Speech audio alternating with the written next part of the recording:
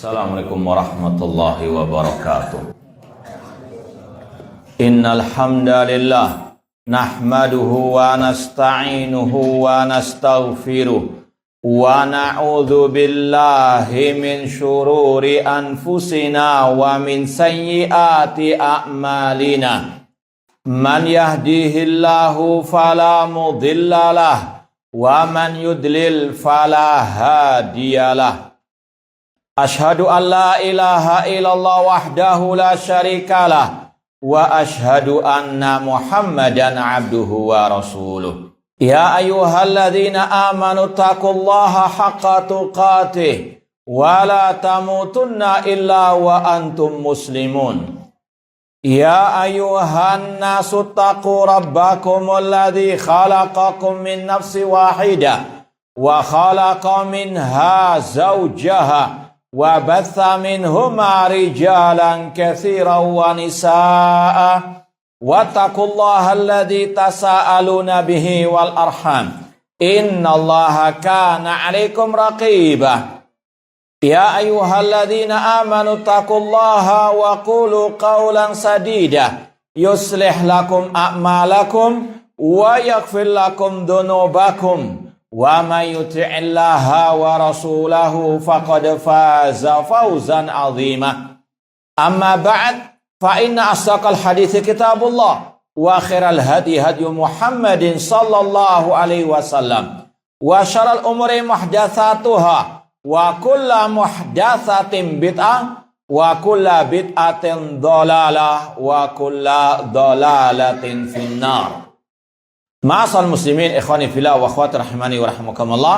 Alhamdulillah, segala puji bagi Allah Subhanahu wa taala yang mempertemukan kita kembali dalam kajian kitab Syarhus Sunnah oleh Al-Imam Al-Muzani Asy-Syafi'i rahimahullahu taala. Semoga Allah Subhanahu wa taala senantiasa memberikan kepada kita keistiqomahan dalam belajar akidah salaf dan berpegang teguh dengannya sampai akhir hayat kita nanti.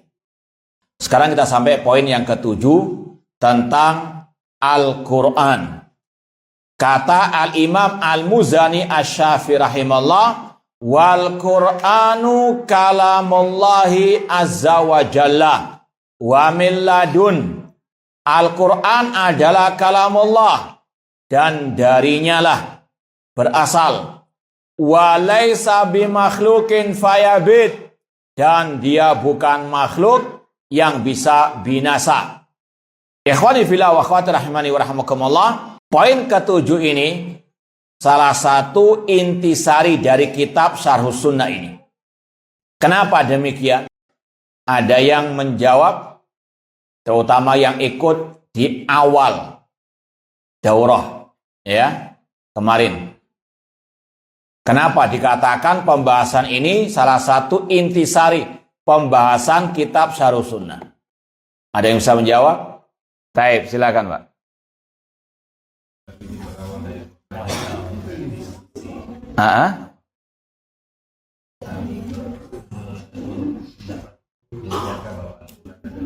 Taib ahsan, barakallahu fiik. Ini hadir di awal. Baik, jazakallah khair. Hadir ya jisman wa qalban. Ya, bukan sekedar hadir jisim saja, badannya saja. Nah, jazakumullah khair. Taib, sudah kita sampaikan di awal bahwa kitab Syarhus Sunnah ini ditulis oleh Imam Muzani untuk menjawab pertanyaan permintaan dari sebagian kaum muslimin yang ingin tasabbut, yang ingin cross check kepada Imam Al-Muzani yang beliau mendapatkan tuduhan mengatakan Al-Quran makhluk. Maka beliau katakan di sini Al-Quran kalamullah azza wa jalla. Ini sekali lagi untuk membantah tuduhan tersebut. Ya, bahwasanya itu hanya hoax ataupun berita bohong, itu dusta. Beliau mengatakan Al-Quran kalamullah azza wa jalla. Al-Quran adalah kalamullah azza wa jalla.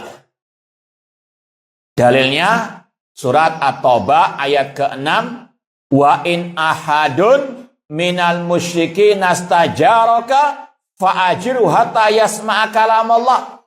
Apabila ada salah satu dari kaum musyrikin meminta perlindungan kepada engkau Nabi Muhammad, lindungilah dia sampai dia mendengarkan kalamullah. Ini yang dikatakan oleh Al-Quran, bahwasanya Al-Quran adalah kalamullah.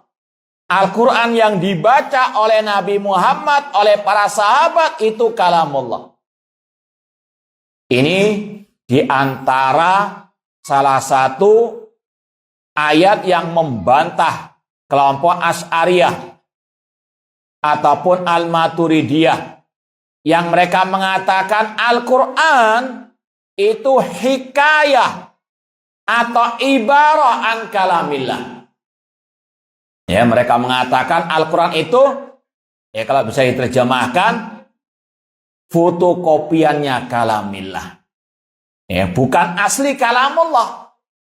Kata mereka, Malaikat Jibril ketika mendapatkan wahyu Al-Quran dari Allah, itu bukan mendengar langsung kalamullah.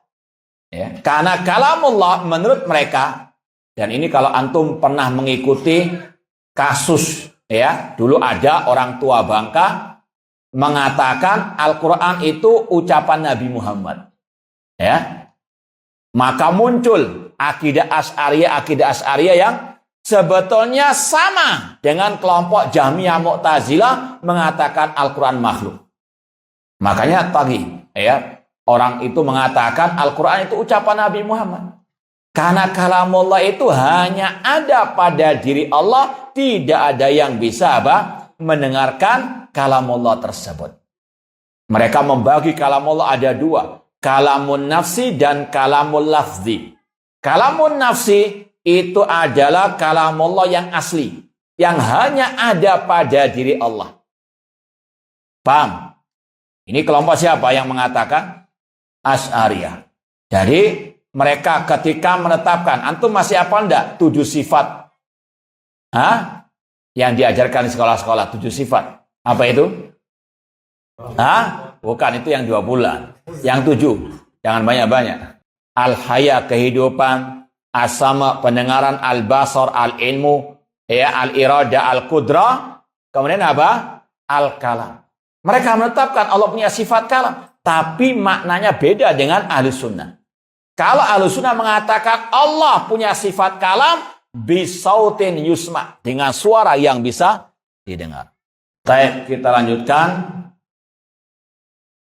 Kelompok Asy'ariyah, mereka mengatakan kalamullah itu al-ma'nal qaim bin nafsi. Kalau bisa diterjemahkan, bisikan diri Allah. Ahlu sunnah mengatakan kalamullah bisautin yusma wa biharfin yuktab. Kalamullah itu dengan suara yang bisa didengar dan dengan huruf yang bisa ditulis. Apa dalil ahli sunnah kalamullah dengan suara? Yaitu ayat-ayat, ya, yang ada kata-kata Allah memanggil, sebagaimana firman Allah dalam surat An-Nazi'at, hal ataka hadisu Musa idnadahu rabbuhu bilwadil muqaddasi tuwa. Ketika Rabbnya memanggilnya. Dalam segi bahasa, namanya memanggil an-nida itu bisautin yusma. Itu secara bahasa.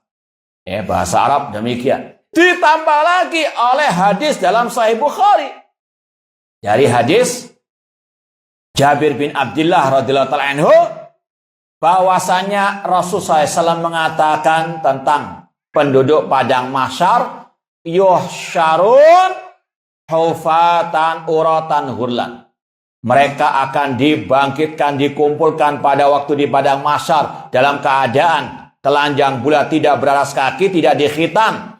Wa yunadihim bisautin yasma'uhu man ba'uda kaman sami'ahu man qaruba.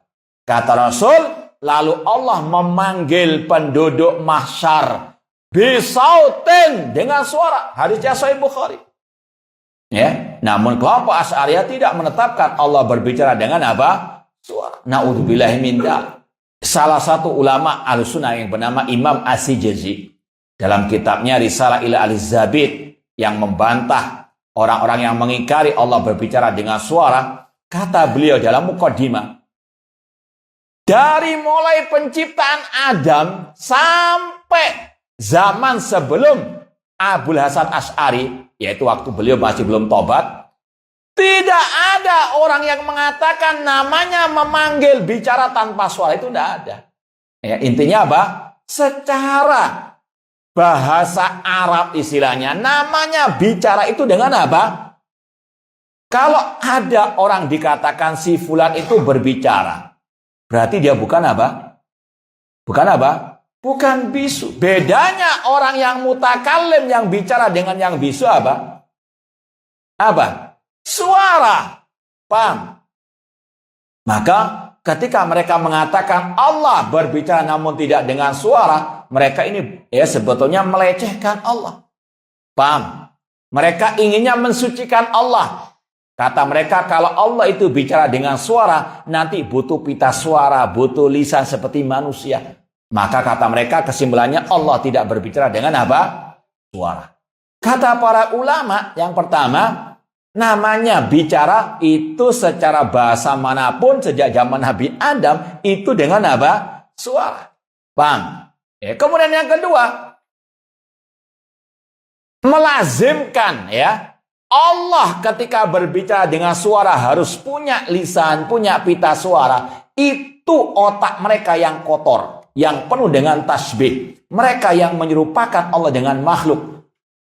Namun kita yang dituduh apa? Musyabbihah. Kita nggak pernah menyerupakan Allah dengan apa?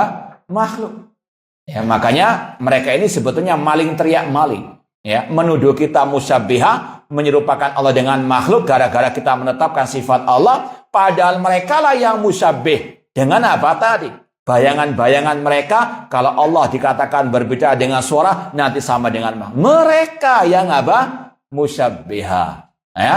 Mereka takut jatuh ke dalam tasbih, maka mereka pun apa? Tadi mentafsirkan kalam Allah, Allah berbicara, maknanya suara hati Allah.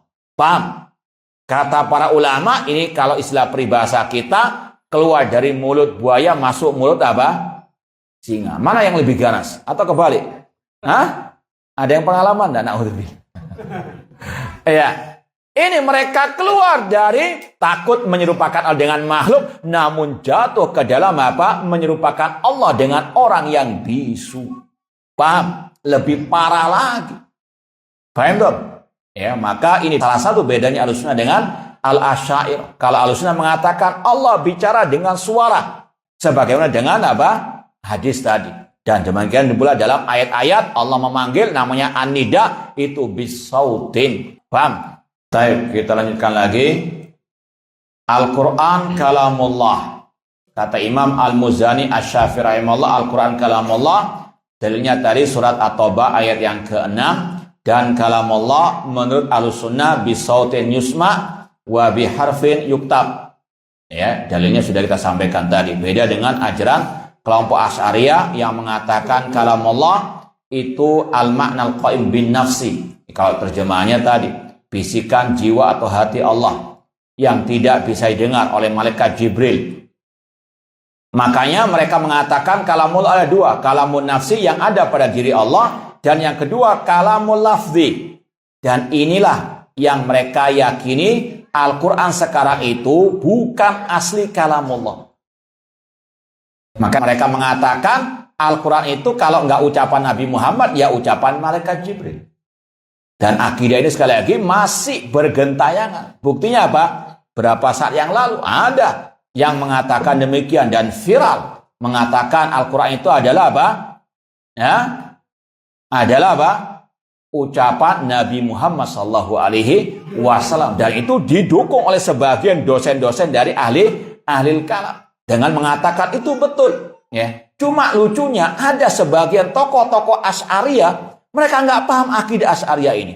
Mengecam betul. Siapa bilang Al-Quran ucapan Nabi Muhammad ini ucapan kufur? Padahal itu akidah apa?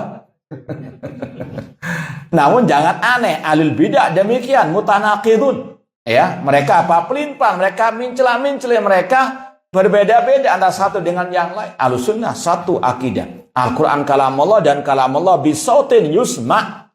Paham tuh?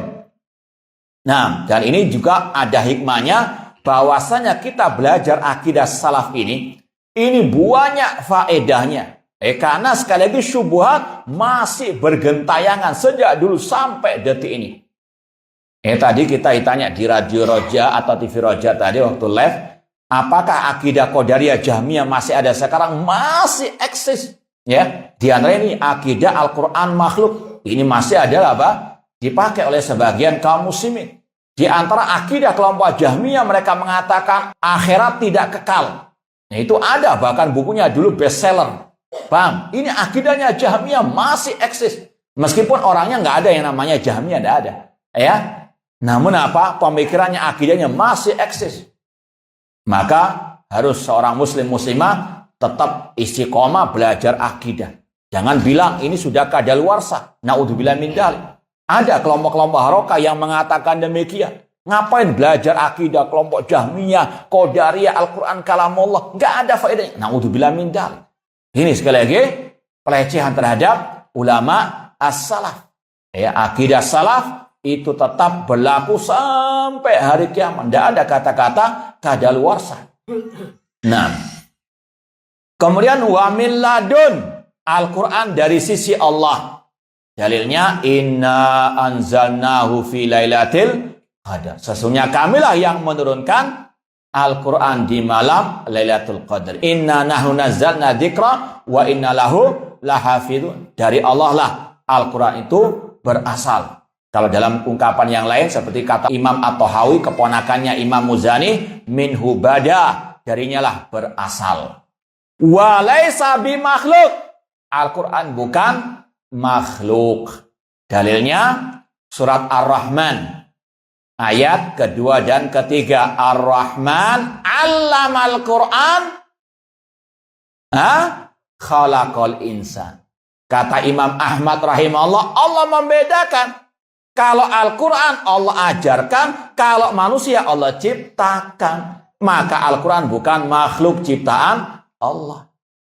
Dan ini juga yang Allah tegaskan dalam surat Al-A'raf ayat 54. Ala lahul khalqu wal amr. Ketahuilah hak Allah menciptakan dan hak Allah memerintahkan. Kata Sufyan bin Uyainah, seperti yang dinukil oleh Imam Bukhari dalam akidahnya, bayyanallahu al-khalq minal amr. Allah membedakan antara penciptaan dengan perintahnya. Dan di antara perintah Allah adalah Al-Quranul Karim. Allah membedakan antara penciptaan dengan apa? Al-Quran. Maka Al-Quran bukan makhluk. Dan Imam Al-Lalikai yang bermadhab Syafi'i dalam kitab Syarh I'tiqad Ahlussunnah wal Jamaah, kalau nggak salah di bab-bab yang terakhir sebelum bab tentang karamah wali-wali Allah, beliau mengatakan ada lebih dari 500 ulama Ahlussunnah yang mengatakan Al-Quran kalamullah wa laysa bimakhlukin wa man qala Al-Quran makhluk faqad kafara. Ada sekali lagi lebih dari 500 ulama disebutkan oleh beliau, oleh Imam Lalikai, nama-nama 500 ulama tersebut. Nanti silakan lihat di akhir-akhir bab kitab Syarh Ushul I'tiqad Ahlussunnah wal Jamaah. Mereka semua sepakat mengatakan Al-Quran kalamullah bukan makhluk. Yang mengatakan Al-Quran makhluk maka dia kafir. Ini adalah apa? Ijma' salaf. Ini adalah akidah salaf. Ini adalah usul sunnah. Maka kita sudah sampaikan pada waktu yang lalu, yang menyelisih usul sunnah, usul akidah, kalau nggak kafir ya mubtadi. Ya, meskipun dalam masalah perincian, ya fulan, si B, si C kafir, ini butuh apa? Syurutut takfir. Ini hanya ulama yang bisa apa? Berhak menvonisnya. Adapun kita cukup mentahdzir, ini ucapan kufur, hati-hati dengan yang mengucapkannya. Adapun menvonis kafir, ini wewenang para apa? Ulama. Paham tuh? Intinya tadi kata Imam Lalikai lebih dari 500, bahkan kata beliau kalau aku mau menyebutkan ya dari ulama-ulama ahli hadis yang lain bisa ribuan. Ya, ini akidah yang sangat amat penting untuk disampaikan kepada umat. Ini berkaitan dengan kitab suci kita. Jangan sampai naudzubillah min dzalik sebagaimana ucapan sebagian tokoh-tokoh harokah ngapain ngajarkan Al-Quran kalamullah bukan makhluk. Ini sudah lewat masanya di zaman Imam Ahmad. Naudzubillah min dzalik. Imam Ahmad rahimahullah, beliau taruhan nyawa demi mempertahankan akidah Al-Quran kalamullah bukan makhluk. Kok diremehkan? Ya. Bahkan ada juga ulama madhab Syafi'i, muridnya Imam Syafi'i yang bernama Imam Al-Buaiti rahimahullah. Bahkan Imam Buaiti pernah dipuji oleh Imam Syafi'i. Laisa ahadun ahaqqu bimajlisi minal Buaiti. Kata Imam Syafi'i, tidak ada orang yang lebih layak menggantikan majlisku daripada Imam Buaiti. Dan beliau disiksa oleh penguasa pada waktu itu karena mempertahankan akidah Al-Quran kalamullah bukan makhluk. Beliau dirantai sampai beliau pernah tidak merasakan sama sekali ada rantai karena sudah sudah lama beliau dirantai. Namun beliau mengatakan biarkan ini terjadi agar nanti suatu saat akan ada generasi yang memahami ada orang yang taruhan nyawa demi mempertahankan akidah Al-Quran kalamullah. Dulu para ulama taruhan nyawa untuk mengatakan Al-Quran kalamullah. Masa kita hanya bertahan nggak ngantuk saja nggak bisa? Ini sekali lagi Al-Quran kalamullah. Makanya Imam Ahmad dijuluki Imam Ahlus Sunnah di antaranya karena beliau rela mati mempertahankan akidah yang satu ini. Sebagian ulama ada yang memakai Tauriyah dengan mengatakan Taurat, Injil, Zabur, Al-Quran semua ini makhluk. Maksudnya jari-jarinya yang makhluk. Agar selamat dari siksaan penguasa pada waktu itu. Ada pula yang terpaksa mengatakan Al-Quran bukan kalamullah. Namun ini terpaksa.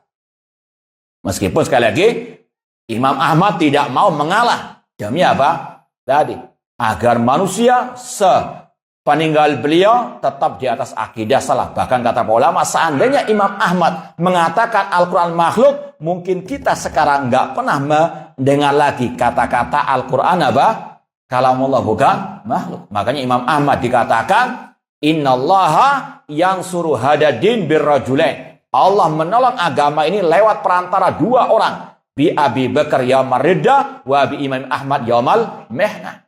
Dengan lewat perantara Abu Bakar ketika memerangi orang murtad dan lewat Imam Ahmad ketika muncul fitnah Al-Quran makhluk. Nah, ini sekali lagi akidah Ahlus Sunnah yang wajib untuk diyakini. Kita pindah pada bab berikutnya atau poin ke-8. Wa kalimatullah wa qudratullah wa na'tu wa sifatu kamilatun ghairu makhluqat. Kalimat Allah, kalamullah, qudratullah, kekuasaan Allah, sifat Allah, semuanya sempurna dan semuanya bukan makhluk dan tidak ada yang makhluk. Karena sifat ikut yang disifati. Sifat Allah ini bukan makhluk. Karena sifat mengikuti yang disifati Allah Subhanahu wa ta'ala. Semua sifat Allah sempurna, tidak ada kekurangan sama sekali. Makanya Allah memiliki Al-Asma'ul Husna.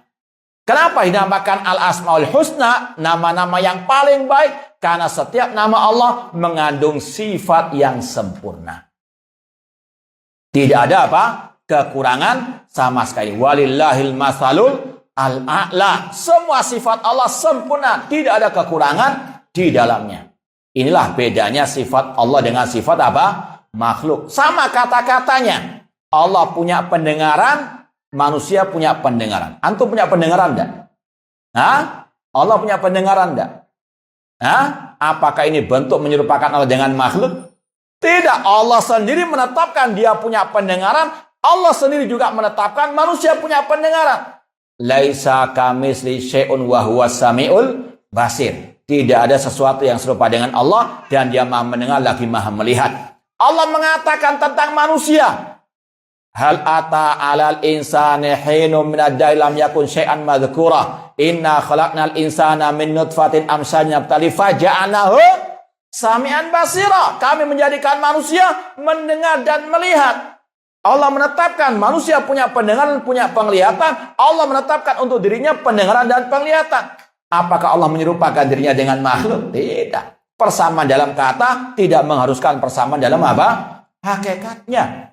Ini kegagalan paham ahli bid'ah yang menuduh kita musyabbihah, menyerupakan Allah dengan makhluk atau mujassimah. Hanya gara-gara kita menetapkan Allah punya sifat wajah, sifat tangan. Padahal tidak ada kelaziman. Sekedar menetapkan itu bukan menyerupakan. Sebagaimana kata Nu'aim bin Hammad, gurunya Imam Bukhari.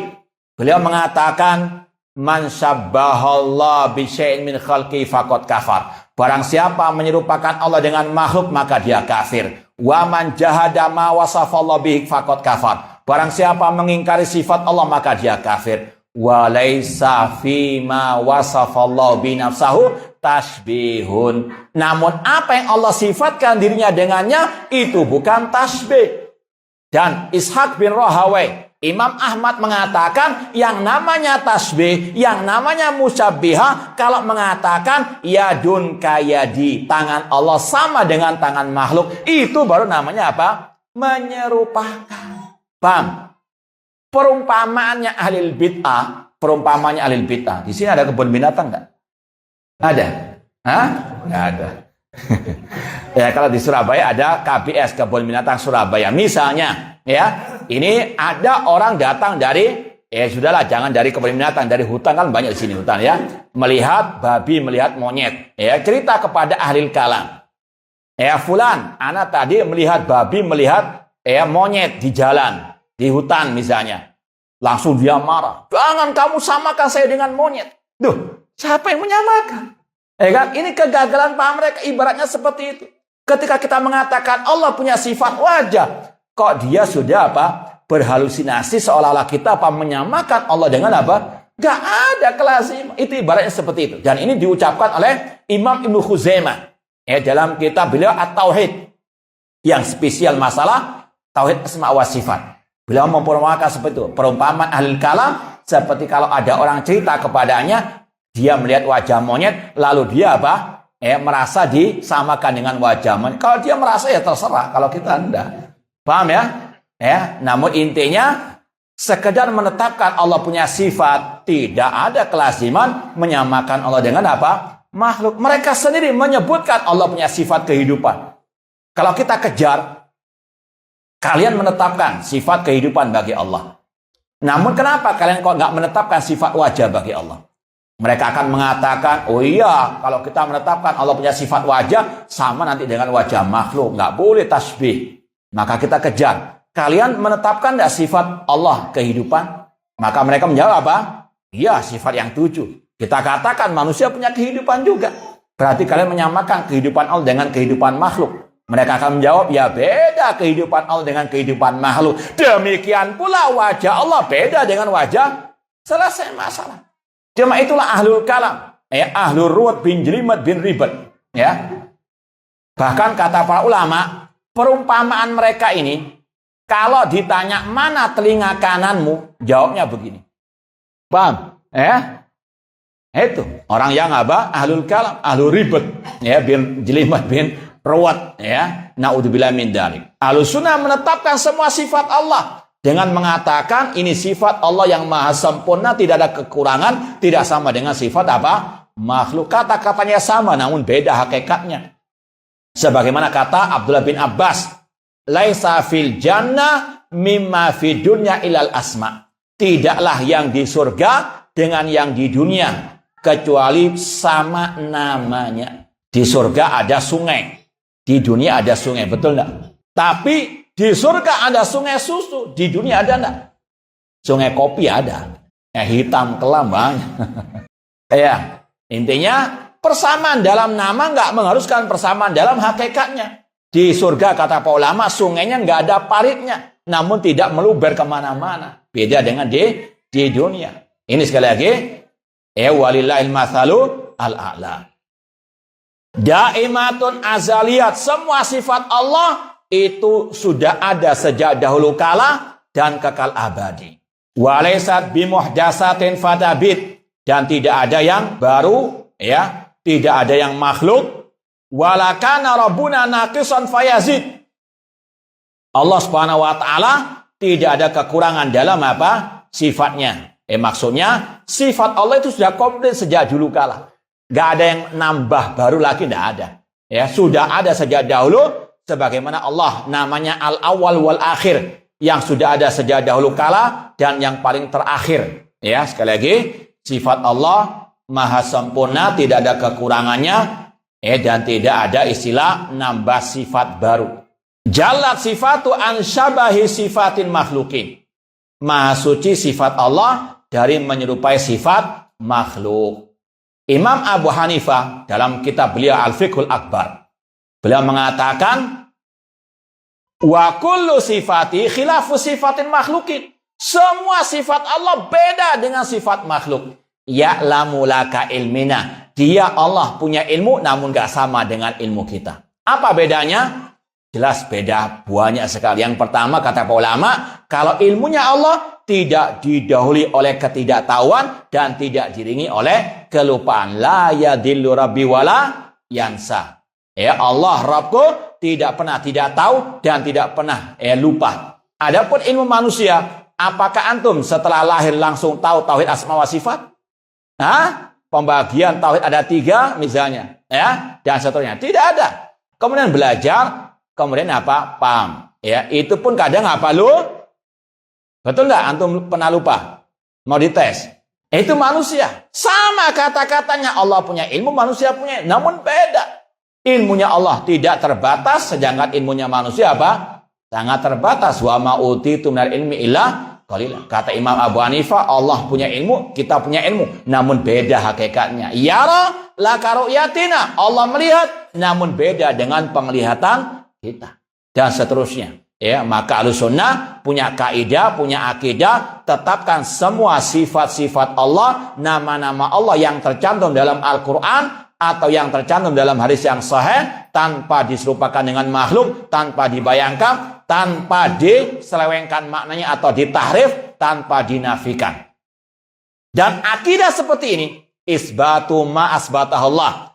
Ini ada sebagian ahli bidah kan suka nyinyiri dakwah salafiyah yang mereka namakan Wahabi. Ini karangan Wahabi, isbatu ma asbatahullah. Padahal ucapan ini ada dalam kitab Tauhid karya Imam Ibnu Khuzaimah Asy-Syafi'i yang hidup di abad keempat Hijriah. Murid dari muridnya Imam Syafi'i. Gurunya siapa? Ya, gurunya Imam Ibnu Khuzaimah, Imam Muzani. Ya, namun itulah mereka mengaku pengikut mazhab Syafi'i, namun akidahnya Imam Syafi'i nggak dipelajari, nggak disampaikan. Akidah muridnya Imam Syafi'i juga nggak diajarkan. Pernah nggak antum mendengar kajian mereka Syarh Sunnah Imam Muzani? Ya, katanya cinta Imam Syafi'i, ini muridnya Imam Syafi'i. Ya, demikian pula Imam Ibnu Khuzaimah, muridnya Imam Muzani. Beliau punya kitab Tauhid. Di antaranya tadi, beliau memberikan satu kaidah, kami Ahlussunnah nusbit ma asbatahullah, dan seterusnya yang kita sampaikan tadi. Itu nggak mereka apa? Itu kok menuduh Wahabi yang ngarang-ngarang hal seperti ini. Mereka tidak melek-melek dari dulu. Naudzubillah min dzalik. Tahu melek? Tidak mau membuka mata, lahum ayunun la yubsiruna biha. Wa kasrat anu fitanul wasifin. Orang yang mensifati Allah tidak akan mungkin bisa membagaimanakan sifat Allah. Dan ini seperti yang diucapkan oleh Imam Asy-Syafi'i dalam muqaddimah kitab beliau Ar-Risalah. Beliau mengatakan la yablughul wasifun kunha a'dhamatihi alladhi huwa kama wasafa bihi nafsahu. Kata Imam Syafi'i rahimahullah, orang yang mensifati Allah nggak akan mungkin sampai kepada membagaimanakan sifat keagungan Allah Subhanahu wa taala. Dan dia Allah sesuai dengan yang dia sifatkan. Dan inilah yang disebut oleh Imam Malik, gurunya Imam Syafi'i, al-kaifu majhul. Bagaimananya sifat Allah nggak ada yang tahu. Sedangkan maknanya maklum. Paham? Ini antum harus paham. Ada kelompok sesat namanya kelompok al-mufawwidhah. Yaitu kelompok yang mengatakan hanya Allah yang tahu makna ayat-ayat sifat, hadis-hadis sifat. Kalau ditanya, Apa arti bal yado mabsuutatan wallahu a'lam? Kelihatannya keren wallahu a'lam. Ya. Namun hati-hati, ini ajaran yang sesat menyesatkan. Yaitu ajaran yang mengatakan hanya Allah yang tahu makna ayat-ayat sifat. Ya. Mereka apa tidak mau mempelajari, tidak mau memaknainya. Padahal kata Imam Malik tadi, al-istiwa maklum. Makna istiwa sudah dipahami. Bahkan tadi, ya, para ulama salaf, Abul Aliyah Mujahid mentafsirkan, tahu artinya istawa, artinya apa? Ala wartafa, Allah tinggi di atas al-arsy. Dan ada dai-dai juga yang sesat menyesatkan mengatakan salaf itu mufawwidah. Ya, kita katakan ini dusta. Kalau mengatakan salaf dahulu menyerahkan makna ayat sifat kepada Allah. Buktinya tadi Imam Malik mengatakan al-istiwa maklum, sudah dipahami maknanya. Rasul, para sahabat paham, para tabi'in dan seterusnya. Ya, dan Syekhul Islam pernah mengatakan kelompok mufawwidah ini sejelek-jelek ahli bid'ah. Kenapa? Karena dari ucapannya ada bentuk melecehkan Rasul. Kalau mereka mengatakan hanya Allah yang tahu makna ayat sifat, berarti Rasul tidak. Berarti Rasul dikatakan apa? Jahil, na'udzubillah min dzalik. Azan dulu ya. Baik. Kita lanjutkan insyaallah setelah azan. Baik, kita lanjutkan ikhwani fillah wa akhwati rahimani wa rahimakumullah, dan sedikit ada kita percepat ya. Kata Imam Al-Muzani Asy-Syafi'i rahimahullah, qaribun bil ijabati inda su'al. Allah Maha dekat mengabulkan permohonan, permintaan doa manusia. Ada yang tahu dalilnya ini? Satu saja yang jawab. Jangan keroyokan.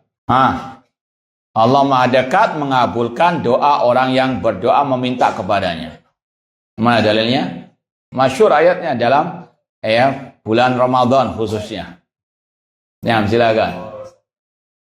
Apa redaksinya? Anda nggak mau? Iya, ahsanta. Jangan kanan kirinya disebut, nggak usah. Baik.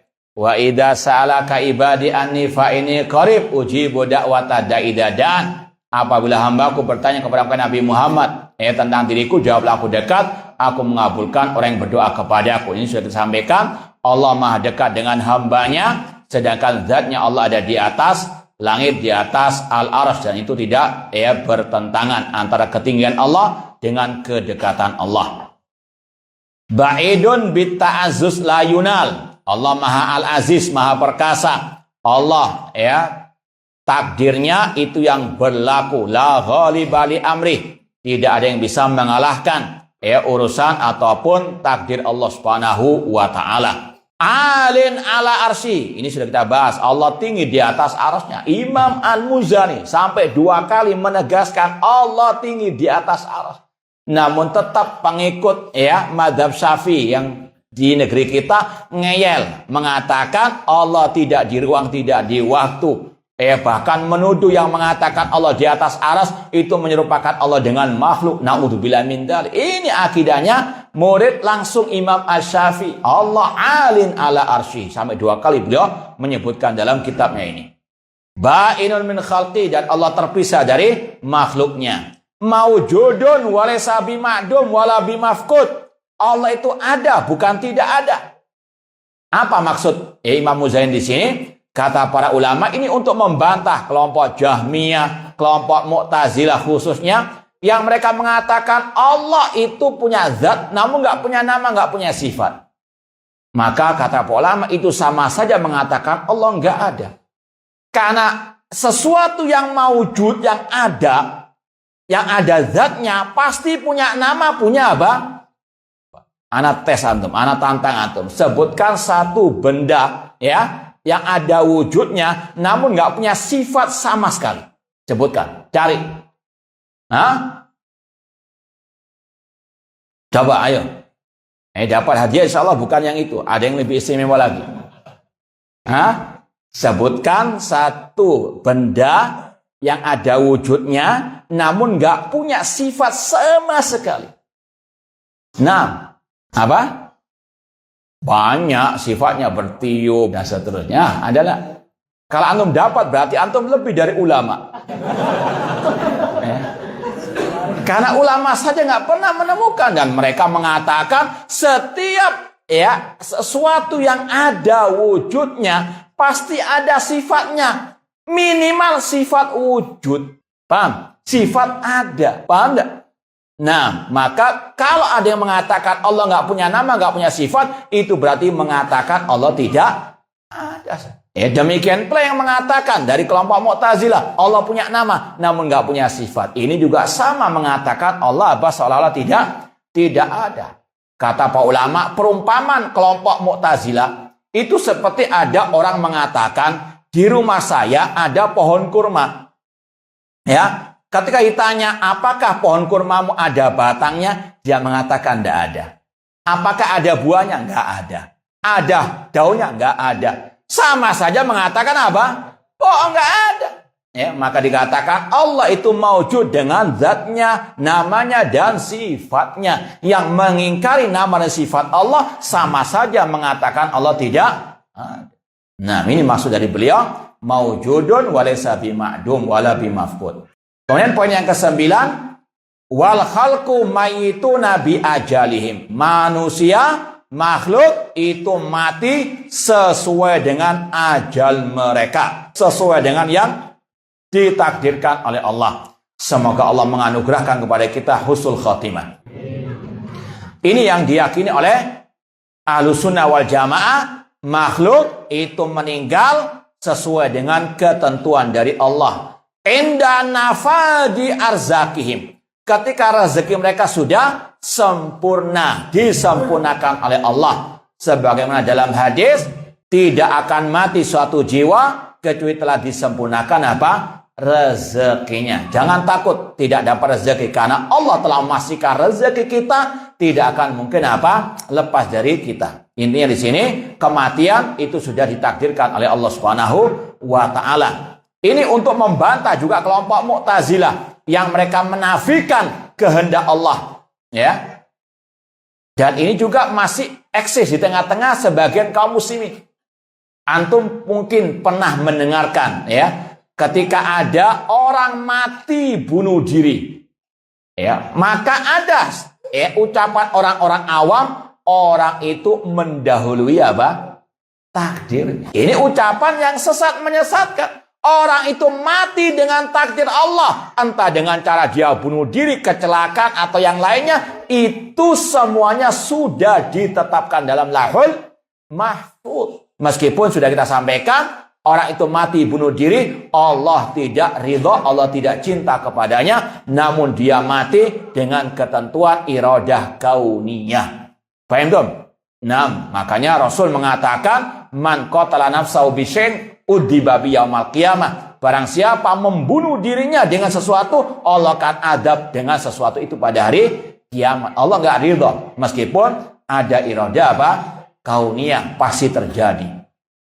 Paham dong? Ya, kematian sudah Allah takdirkan. Makanya seorang muslim muslimah tidak perlu takut ada ancaman dibunuh misalnya, naudzubillah min dzalik. Karena apa? Meskipun sudah diancam atau dan seterusnya bersengkongkol, kalau Allah nggak mentakdirkan, nggak akan mungkin apa? Mati. Sebagaimana Rasul dahulu diancam, dibunuh dan seterusnya. Namun apa? Allah selamatkan. Dan ini sudah kita sampaikan dalam pembahasan, walau istama'u ala an yadruka bisyai'in lam yadruka illa bisyai'in qad kataballahu alaih wa in qita'i atharihim. Kemudian poin yang ke-10, summahum ba'da daghtati fil kubur musa'alun. Ini mulai pembahasan tentang al-iman bil yaumil akhir. Ya, masalah iman kepada Allah, iman kepada takdir sudah dilewati. Sekarang berkaitan dengan al-iman bil yaumil akhir. Sekedar mengingatkan, kalau antum ditanya apa makna iman kepada hari akhir, ada yang tahu apa definisinya? Ma makna iman bil yaumil akhir? Apa definisi iman kepada hari akhir itu? Tidak ada. Baik, al-iman bil yaumil akhir, al-iman bima yakunu ba'dal maut. Ringkasnya seperti itu. Kata ulama, iman kepada hari akhir adalah mengimani semua kejadian setelah kematian. Makanya di sini pembahasannya mulai iman bil yaumil akhir. Kata Imam Al-Muzani, kemudian mereka setelah mendapatkan himpitan dalam kubur, mereka ditanya. Ini awal mula tahapan al-yaumil akhir. Setelah kematian manusia, mereka dimasukkan ke alam barzakh, alam di luar dunia. Di sini ada 2 poin penting, yaitu yang berkaitan dengan ad-dhaghta atau ad-dhammatu. Setiap manusia yang mukmin, yang kafir, yang saleh, yang toleh akan menghadapi namanya himpitan kubur. Dan ini bukan adab kubur, yaitu dihimpitkan kuburnya. Adapun kaifiahnya wallahu taala alam. Kata Rasul, lau naja ahadun min dhammatil qabr la naja Sa'ad bin Mu'adz radhiyallahu taala anhu. Seandainya ada seseorang yang bisa selamat dari himpitan kubur, maka yang selamat dulu adalah Sa'ad bin Mu'adz. Artinya semua manusia ketika masuk di alam barzakh pasti mengalami himpitan kubur. Kemudian setelah itu baru ditanya oleh malaikat Munkar dan Nakir, marrabbuka wa man nabiyuka wa ma dinuka. Orang yang mukmin yang bisa menjawab, yusabbitullahu alladziina amanu bil qauli tsabit fil hayati dunya wa fil akhirah. Ketika ditanya marrabbuka, dia menjawab apa? Rabbi Allah, bukan ghufran, naudzubillah min dzalik.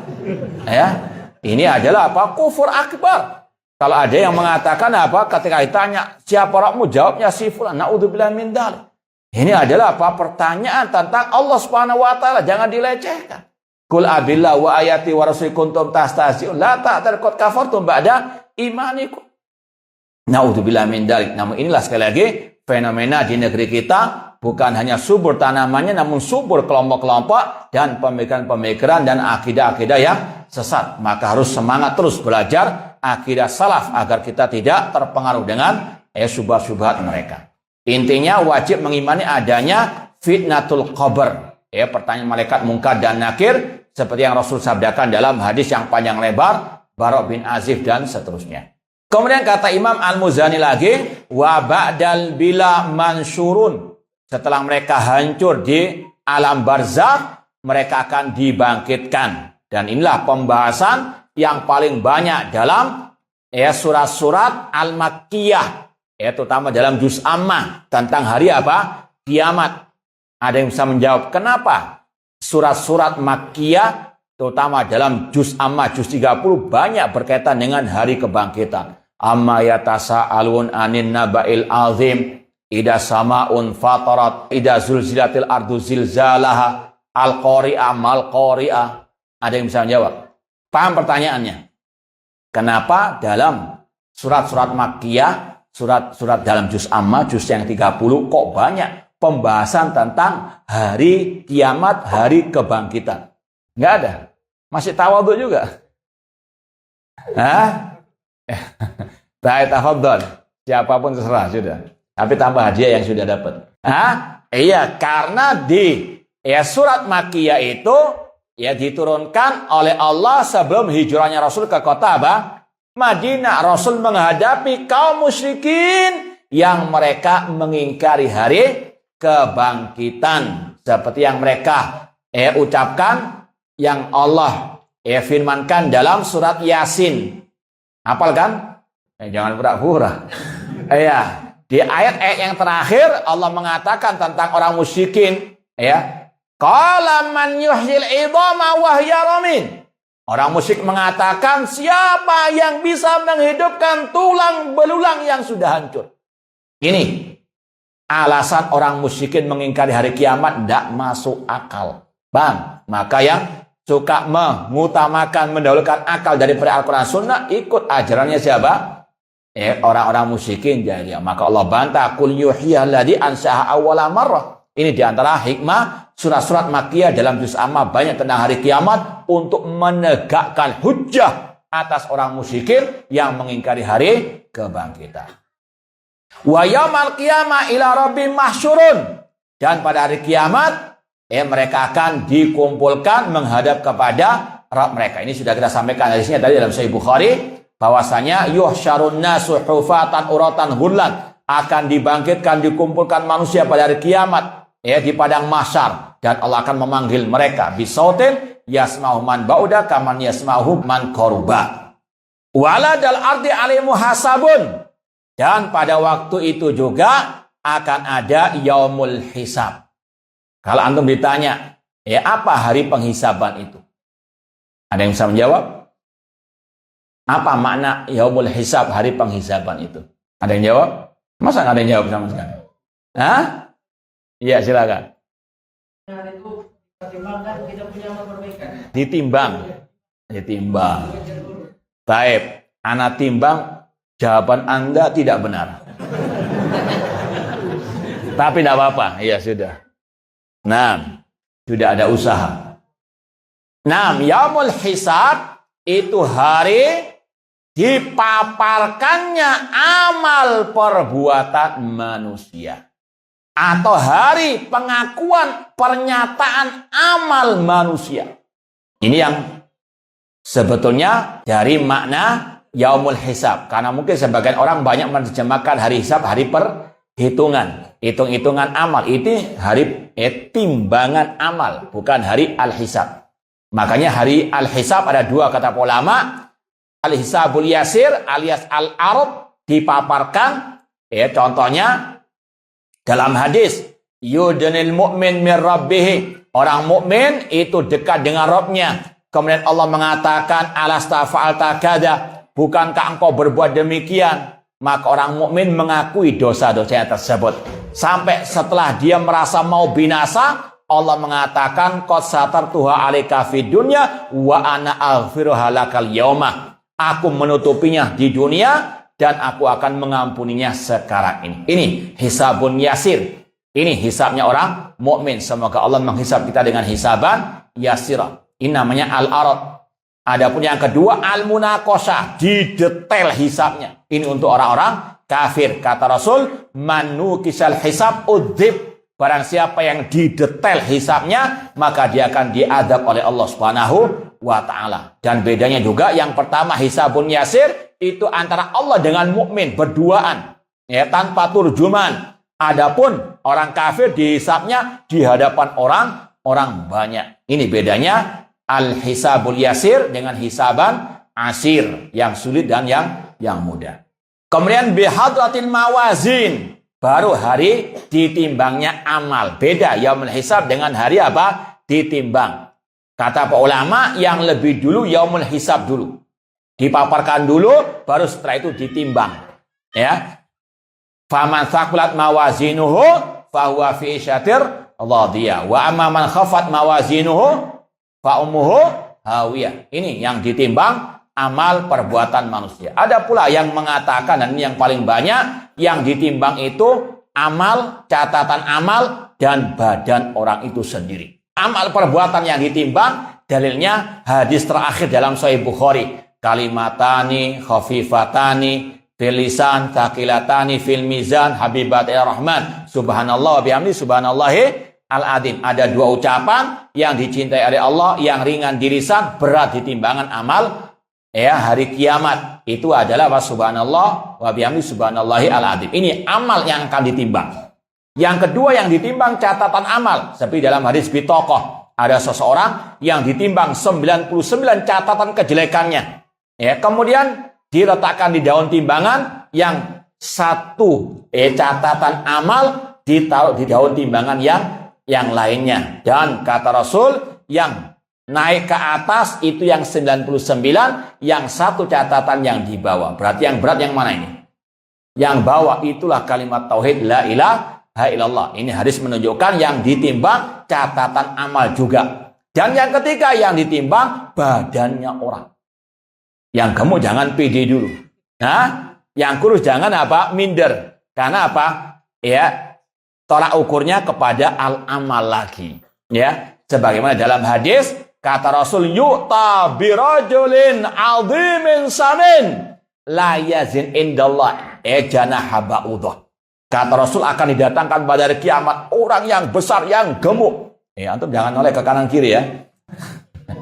Ya, namun kata Rasul timbangannya tidak seberat sayap seekor nyamuk. Paham? Kemudian Rasul membacakan ayat dalam surat Al-Kahfi, fala nuqimu lahum yaumal qiyamati wazna. Kami tidak menganggap sedikit pun dari timbangan mereka. Ini yang kafir.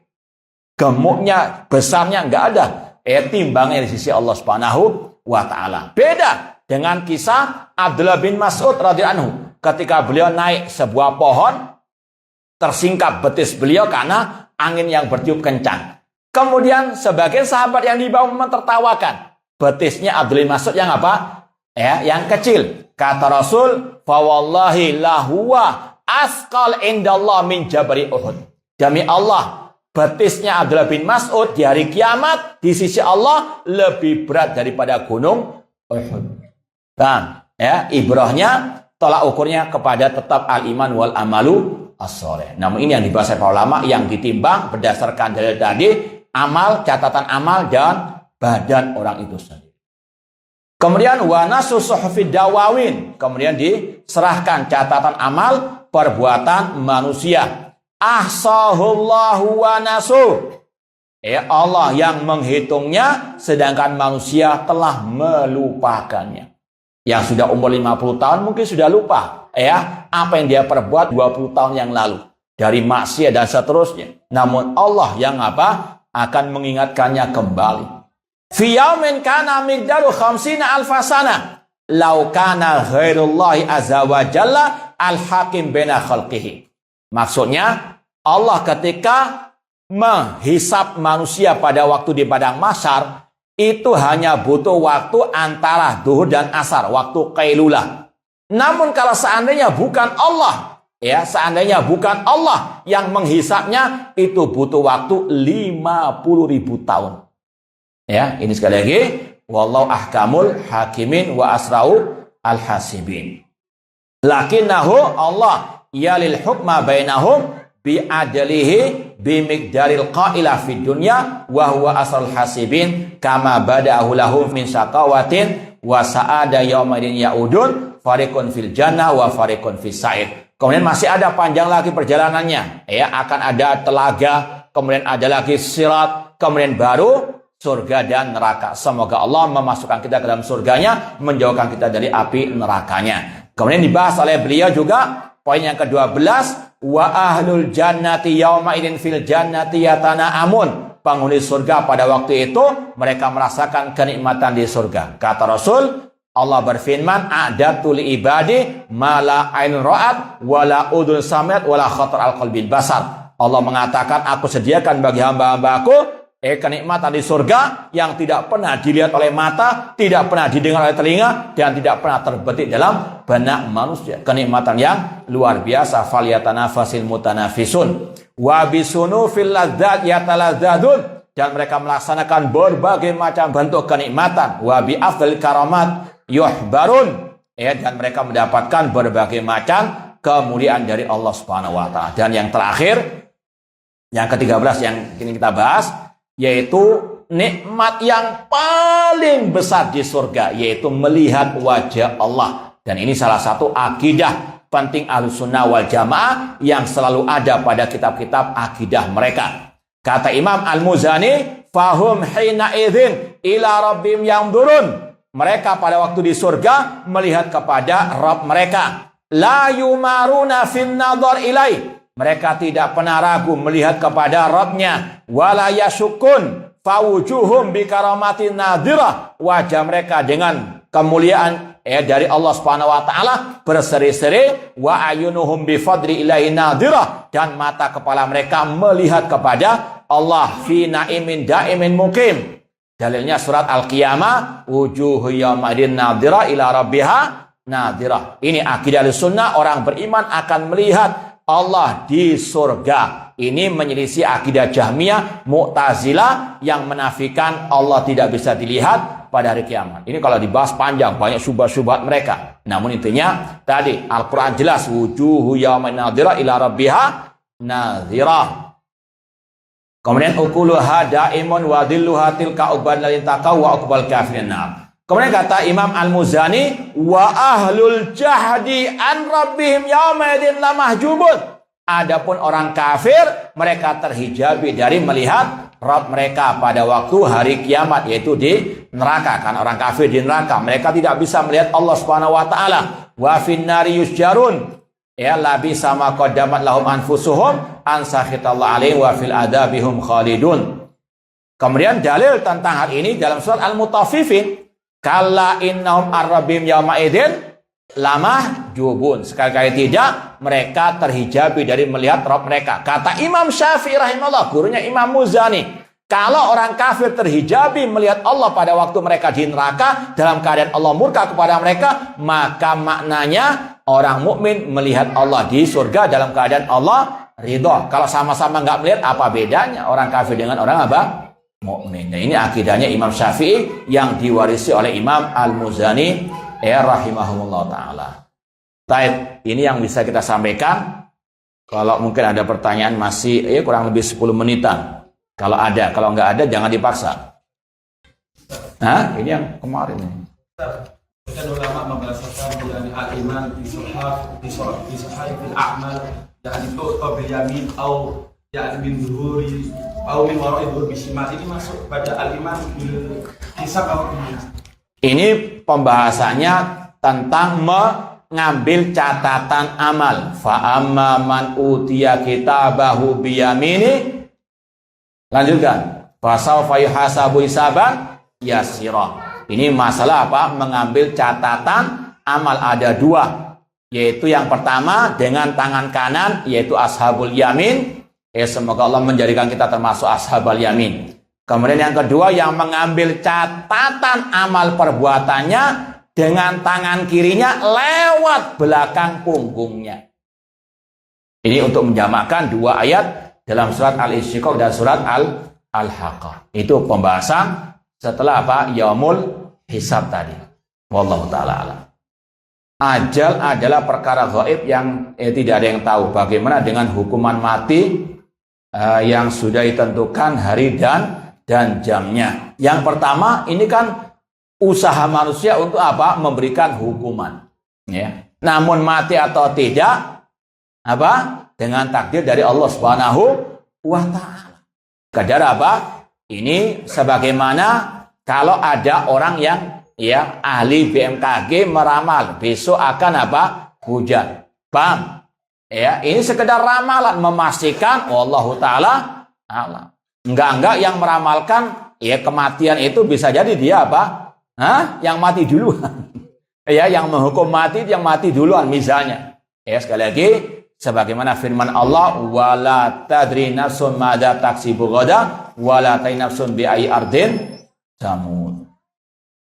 Apakah kaum muslimin umumnya berpaham Asy'ariyah? Ya antum sensus saja. Yang pertama, seandainya pun mereka mayoritas, maka kata Allah, wa in tuti aktsara man fil ardi yudilluka an sabilillah. Kalau engkau mengikuti kebanyakan orang, mereka akan menyesatkanmu dari jalan Allah. Kebenaran bukan diukur dari mayoritas. Kebenaran diukur dengan qala Allah wa qala Rasul wa qala as-sahabah. Nah, dan sudah kita sampaikan, Imam Abul Hasan Asy'ariyah saja sudah tobat dari akidah beliau yang dipakai oleh orang-orang sekarang. Dengan bukti 3 kitab beliau. Al-Ibana An-Usulid Diyana, Risalah ila Al-Tsaghar. Demikian pula kitab beliau, Maqalatu Al-Islamin. Alhamdulillah sudah kita bahas di Surabaya hari Rabu kemarin. Kita bacakan ucapan beliau tentang tauhid asma wa sifat yang menyelisihi Asy'ariyah yang ada sekarang ini. Maka sekali lagi, seandainya mereka pun banyak, ini bukan ukuran apa? Kebenaran. Jika ada penguasa menghalangi para dai untuk berdakwah, apakah kita tetap taat? Yang pertama kita tanya, antum berhalusinasi atau gimana ini? Alhamdulillah dakwah salafiyah apa? Bebas di mana-mana. Tidak ada penguasa yang apa? Justru yang ada swasta. Paham tuh? Yang melarang dan seterusnya. Yang pertama kita doakan semoga pemimpin kaum muslimin, presiden kita diberikan taufik hidayah oleh Allah Subhanahu wa Ta'ala. Dan kita alhamdulillah bersyukur kepada Allah, dakwah salafiyah semakin hari semakin apa? Meskipun tetap ada onak danduri, meskipun kadang kualitasnya agak menurun, maka perlu disampaikan wa tawassabil haq wa tawassabi as-sabr. Adapun kalau yang dilarang dai-dai penyesat umat, dai-dai teroris atau khawarij, alhamdulillah antum harus apa? Malah support. Paham tuh? Nah, Ini masalah ya akidah dan akhlak. Insya Allah di akhir kajian kitab akan ada pembahasan masalah akhlak. Maka ikuti insya Allah besok ya khataman kitab Syarh Sunnah Imam Al-Muzani. Insya Allah kita akan khatamkan besok pagi biidznillah ta'ala. Kurang lebihnya mohon maaf. Wa jazakumullahu khairan. Aqulu qouli hadza wa akhiru da'wana anil hamdulillahi rabbil alamin. Wassalamualaikum warahmatullahi wabarakatuh.